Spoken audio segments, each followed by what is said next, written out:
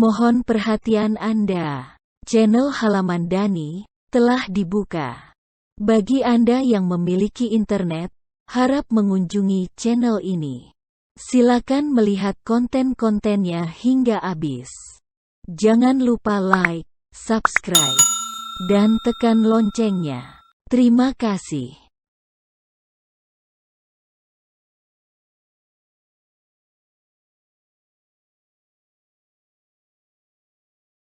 Pak Tapen kemudian melihat kehadiran 3 orang perempuan tetangganya di jalan depan homestay. Mereka adalah ibu dari 3 bocah yang hilang, yaitu Sri, ibunya Sigit, Minuk, ibunya Nanang, dan Yatai, ibunya Sam. Ketiganya menganggukkan kepala memberikan penghormatan kepada para tamu Pak Tapen. Sri. Assalamualaikum. Men Tapen minta tolong sebentar. Pak Tapen. Iyo, ono paran dik. Iya, ada apa dik? Pak Tapen mendekati ketiga perempuan tersebut. Orang-orang di teras homestay memperhatikan sikap ketiga perempuan tersebut yang begitu cemas. Ketiga perempuan bertanya secara bergantian kepada Pak Tapen. Pak Tapen terus menggeleng-gelengkan kepala pertanda tidak tahu. Sri. Men Tapen lihat anak-anak kita tidak? Sigit, Nanang, dan Sam. Pak Tapen menggeleng. Tidak, saya tidak lihat. Ada apa? Mino. Anak-anak kami tidak pulang ke rumah dari semalam. Yatai. Anak saya Sam berangkat ngaji ke musala. Tapi saya tanya ke guru ngajinya, katanya Sam tidak ngaji. Sri. Tapi ada orang yang lihat mereka keluar setelah salat maghrib dan berjalan ke arah sini. Pak Tapen. Tidak, saya tidak lihat mereka. Saya semalam ngantar tamu cari durian. Mino. Nah, mungkin saja mereka buntuti rombongan Mang Tapen. Pak Tapen. Tapi saya tidak lihat anak-anak dik. Ya sudah, nanti akan saya tanya Kang Buang. Barangkali dia tahu. Sri. Saya minta tolong benar yang men. Pak Tapen mengangguk. Iya. Dengan ekspresi masih cemas, ketiga perempuan itu melangkah pergi. Pak Tapen bergegas kembali ke teras homestay. Om Johan. Ada apa Pak? Pak Tapen. Itu tetangga-tetangga saya Pak. Anak-anak mereka belum pulang dari semalam. Mereka tanya ke saya apa melihat anak-anak mereka. Infonya ketiga anaknya membolos mengaji, setelah salat maghrib. Lalu anak-anak mereka berjalan ke arah sini. Nah kemarin habis maghrib kita kan dari sini berjalan menuju Alas Wingil. Bapak ibu apa ada yang melihat anak-anak? Om Johan. Tidak Pak. Yang lain lihat gak? Para anggota klub menggelengkan kepala.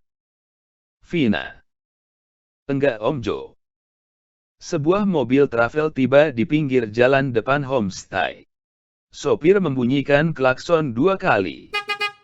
Pak Tapen. Oh mobil jemputan sudah datang Pak. Ayo Umyar, diangkut-angkuti ke biarange. Ayo Umyar, diangkut-angkuti semua barangnya. Umyar dan Pak Tapen membantu memasukkan dus-dus durian dan tas-tas para tamunya. Om Johan. Bersalaman. Oke Pak Tapen, kita terima kasih banyak ya. Saya pastikan nanti kita akan kembali lagi secepatnya dengan rombongan besar. Tapi kita nanti tidak pakai paket bundling yang ke pantai segala macam, tapi langsung ke sini. Boleh kan begitu Pak? Pak Tapen.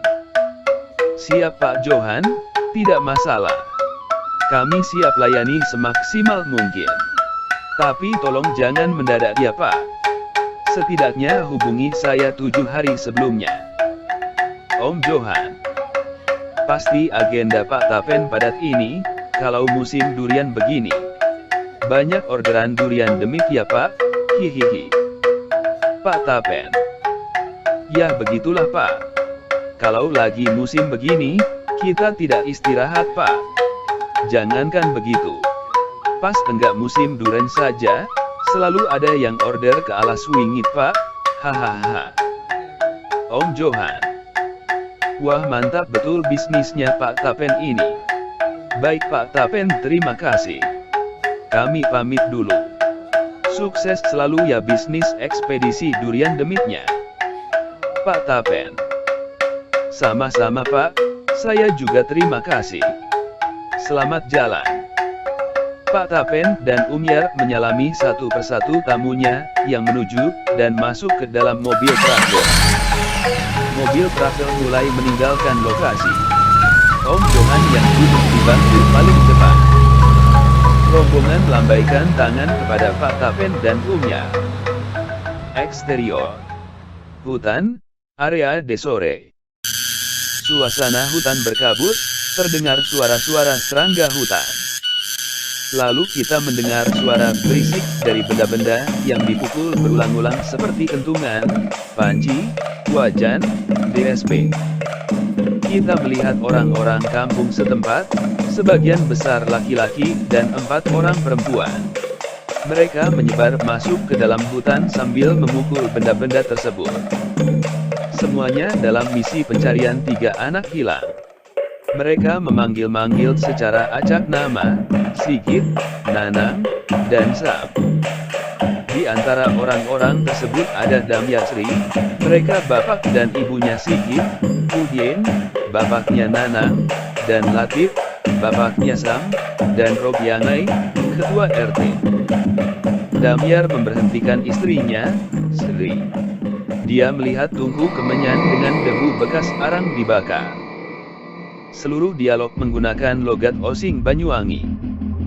Damyar. Ini pasti sesajen dari Menbuang. Berarti ini tanda pintu gerbang atau batas kekuasaan Sing Baurekso ala Swingit. Sebenarnya kita tidak boleh sembarangan masuk ke sini. Ada aturan yang harus dipenuhi dan yang tahu adalah Menbuang. Sri. Aduh kakang, kelamaan kalau nunggu Menbuang. Dia sekarang kan lagi pergi. Ayo kita cari dulu anak kita, Sigit. Damyar dan Sri kemudian mendengar seseorang berteriak-teriak memberitahu sesuatu. OS. Nemu setolok, lampu senter. Nemu kopya, peci. Nemu sandal. Nemu sarung. Due ke sopo ikai. Punya siapa ini?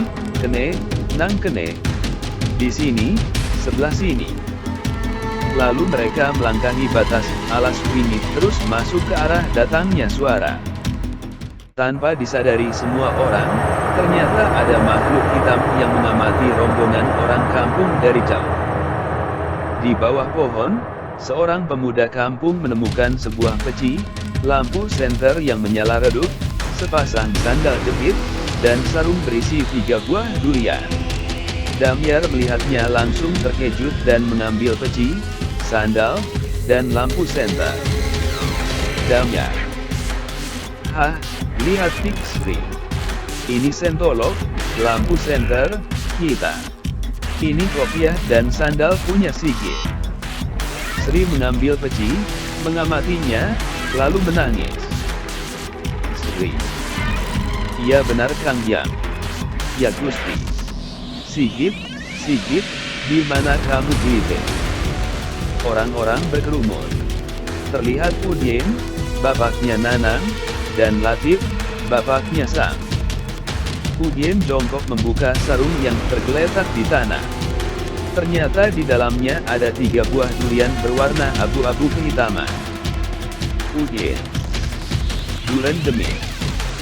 Udien membuka sarung dan menaruh 3 buah durian di atas tanah. Lalu dia berdiri dan menunjukkan sarung. Udien. Kang diam, Damyar, ini sarung anakmu kan? Sri mengambil sarung. Sri. menahan tangis. Ini memang sarung Sigit. Ayo Kang, kita cari lagi Sigit. Sigit, Sigit. Damya. Dik Sri sabar, tenang. Pasti ada jalan keluar. Latif. Sebentar Kang Diam. Menghela napas. Apa Kang Diam pernah cerita ke Sigit tentang Duren Demit? Damya. Iya Tip, saya cerita ke semua orang tentang pengalaman makan Duren Demit dulu. Mungkin saya cerita ke Sigit juga, tapi saya lupa pastinya. Kenapa Tip? Latif.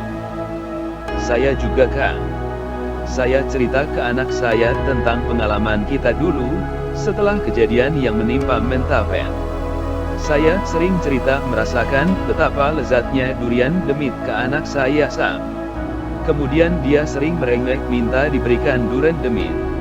Tapi saya jawab dengan bercanda, anak kecil tidak boleh makan duren demit, nanti kuala. Udin. Sama Tip, saya juga cerita-cerita ke yang lain, soal pengalaman kita dulu. Tapi apanya yang aneh? Toh, semua orang di kampung kita sudah tahu. Karena duren demit dari dulu sudah didongengkan turun-temurun dari kakek nenek kita. Latif. Iya saya tahu Udin. Justru ini menurut saya yang menjadi akar masalah. Karena dari kita cerita tentang pengalaman makan duren demit itu, menjadikan anak-anak kita sangat penasaran ingin merasakannya juga. Sehingga, mereka selalu ingin pergi ke alas wingit. Dan mereka, anak-anak kita ini jangan-jangan. Damya. Jangan-jangan kenapa Tip? Latif. Jangan-jangan mereka ini mengambil duren demit. Lalu, mereka tertangkap dan disekap oleh Sing Baurekso. Damya. Sudahlah Tip. Jangan berpikiran yang macam-macam dulu. Yang paling penting kita usaha dulu cari anak-anak kita. Robiangai. Sebentar Dik Damya. Apa sebaiknya sekarang kita pulang saja? Mending kita lapor polisi. Saya khawatir hilangnya anak-anak ini akibat perbuatan dari orang-orang jahat, atau dedemit jahat, yang kemungkinan bersarang di sini. Damya. Menurut saya, coba kita cari dulu Men RT. Barangkali mereka tidak jauh lagi dari sini. Seandainya bertemu orang-orang jahat, saya siap melawannya. Udin. Iya Men RT. Kita cari dulu saja. Nanggung, sudah ada petunjuk. Pasti anak-anak ada di sekitar sini. Robiangai. Berpikir. Baiklah. Mari. Rombongan kembali berjalan dengan memanggil-manggil nama ketiga anak yang hilang, baik Sigit, Nanang, Sam. Mereka terus memukul-mukul alat yang dibawa. Ketika rombongan bergerak menjauh, ada dua orang pemuda yang memilih untuk tinggal. Keduanya memandang ke arah tiga buah durian yang tergeletak di atas tanah. Pemuda satu. Kamu ngincar duren itu juga ya? Pemuda dua. Iya. Kenapa? Pemuda satu. Ya sudah, kamu bawa satu, saya dua. Pemuda dua. Kok kamu yang ngatur? Enggak bisa begitu. Saya sudah ngincar dari awal. Pemuda satu. Loh, siapa yang tahu siapa yang ngincar duluan? Jangan-jangan yang duluan adalah saya. Ya sudah, dibagi rata saja. Mengambil dua durian. Nanti yang satu ini kita belah, tapi nanti di rumah saja. Ayo kita pulang, sudah mulai gelap. Pemuda dua mengambil satu durian di tanah. Pemuda dua. Yowis, setuju. Ayo. Kamera mengikuti dari belakang kedua pemuda yang berjalan pulang. Pandangan kamera semakin mendekati bagian atas keduanya. Kita melihat dua tangan kanan dan kiri tiba-tiba mendarat dan menarik kerah baju belakang kedua pemuda yang berjalan. Keduanya kaget dan ketakutan. Lalu perlahan-lahan mereka memberanikan diri menoleh ke belakang. Ternyata yang menarik kerah baju kedua pemuda adalah teman mereka sendiri. Pemuda 3. Enak saja, kalian mau kabur.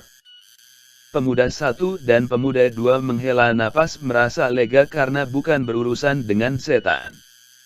Pemuda 1. Ngageti biaen. Bikin kaget saja. Hun kiro Riko demit.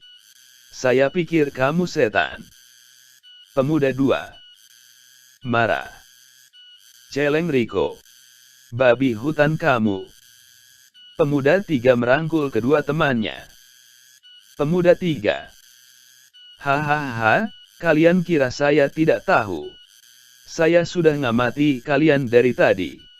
Itu durian yang ketiga, punya saya. Pemuda 1 memberikan salah satu durian ke pemuda 3. Pemuda 1. Hala.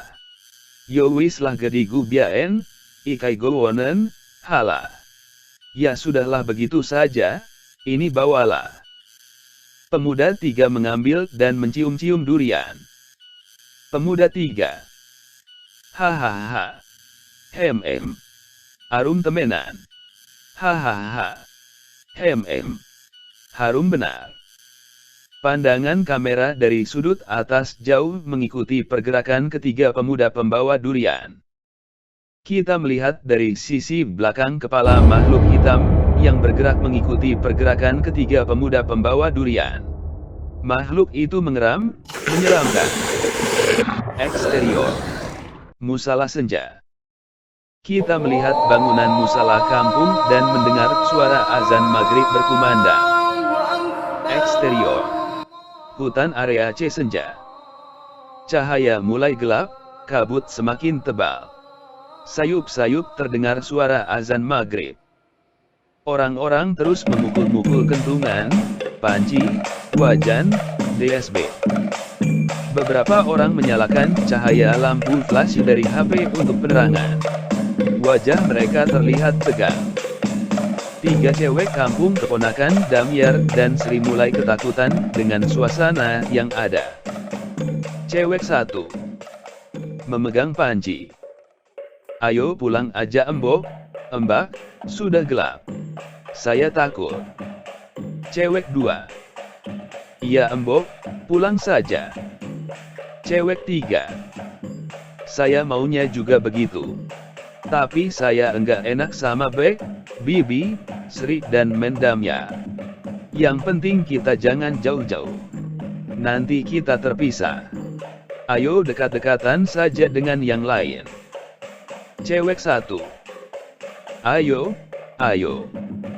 Kita kembali mendengar suara-suara kentungan, panci, wajan, dan sebagainya, sambil memanggil-manggil secara acak nama Sigit, Nanang, dan Sam. Tiba-tiba terdengar seseorang berteriak-teriak karena menemukan sesuatu. Semua orang menghentikan memukul-mukul benda-benda. OS. Ada sandal, ada sandal. Semua orang berkerumun melihat seorang yang menyenter dengan lampu HP sebuah sandal jepit sebelah kanan di tanah.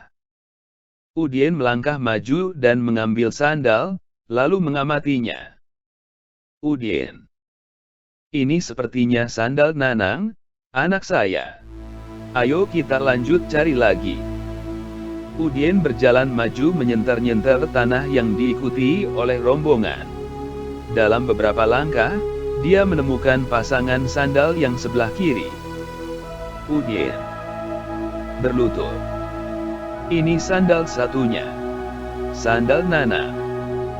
Udien sambil jongkok menyenter-nyenter sekeliling. Yang terlihat kegelapan dan kabut, serta suara-suara serangga malam. Dia lalu memejamkan mata dan menghela napas. Ekspresi wajahnya tampak sedih memikirkan nasib anaknya. Lalu dia berdiri sembari menyorotkan lampu senter HP-nya ke arah depan. Udien melangkah. Mari, ke arah sana. Robiangai. Tunggu Dik Udin. Hari semakin gelap. Sepertinya tidak mungkin meneruskan pencarian. Saya juga mau salat maghrib. Gimana kalau kita pulang, kita lanjutkan pencarian besok pagi. Cewek 2. Iya men RT, ayo kita pulang saja. Latif. Kan maghribnya sudah habis men RT. Sekarang sudah masuk waktu Isya. Kenapa tidak dari tadi? Robiangai. Salah tingkah. Jadi begini. Damyar memotong pembicaraan Robiangai. Damyar. Kalau saya masih terus mau cari anak saya men RT. Kalau men RT mau pulang, silakan. Saya tidak memaksa. Tapi saya minta, bagi yang merasa laki-laki di sini tolong bantu saya, cari anak-anak. Yang perempuan-perempuan silakan pulang. Suasana hening sejenak. Lalu Robiangai kembali angkat bicara. Robiangai. Ya sudah Dik Damyar. Berarti saya yang kawal para perempuan untuk pulang. Termasuk Dik Sri, istri Dik Damyar, saya antarkan pulang. Saya nanti juga langsung gerak cepat, koordinasi dengan Pak RW, Kelurahan, Kepolisian, Koramil, Marinir, Angkatan Laut, Angkatan Udara, Tim SAR, Karang Taruna, Pramuka, PKK, Kader Jumantik, Puskesmas, Posyandu, dan PLN, untuk minta bantuan. Orang-orang saling berpandangan mata seolah merasa aneh dengan ungkapan Robiangai. Robiangai. Konflik. Saya tadi sudah coba WA dan telepon-telepon, tetapi ternyata di sini sama sekali tidak ada sinyal. Jadi harus dilakukan di rumah. Lagian, HP saya mulai lowbat ini, hihihi. Orang-orang tidak merespons, hanya melihati Robiangai. Robiangai jadi salah tingkah. Damyar. Silakan men RT kalau mau pulang. Terima kasih sudah membantu. Robiangai. Sama-sama Damyar. Mari yang perempuan ikut saya. Yang lain silakan terus mencari. Sri. Kesal. Tidak. Saya tidak mau pulang. Saya mau mencari anak saya, sampai ketemu. Robiangai tertegun sejenak. Lalu dia bersiap balik arah untuk melangkah pulang. Robiangai. Oh, baik Dik Sri. Mari yang lain ikuti saya. Cewek 3. Men Damyar, Bek Sri, saya pamit pulang dulu ya. Sri. Silakan Dik, hati-hati di jalan. Cewek 1, cewek 2, dan cewek 3, bergegas menyusul Robiangai yang jalan terlebih dahulu. Orang-orang sejenak melihat kepergian mereka berempat. Kemudian mereka kembali melanjutkan pencarian.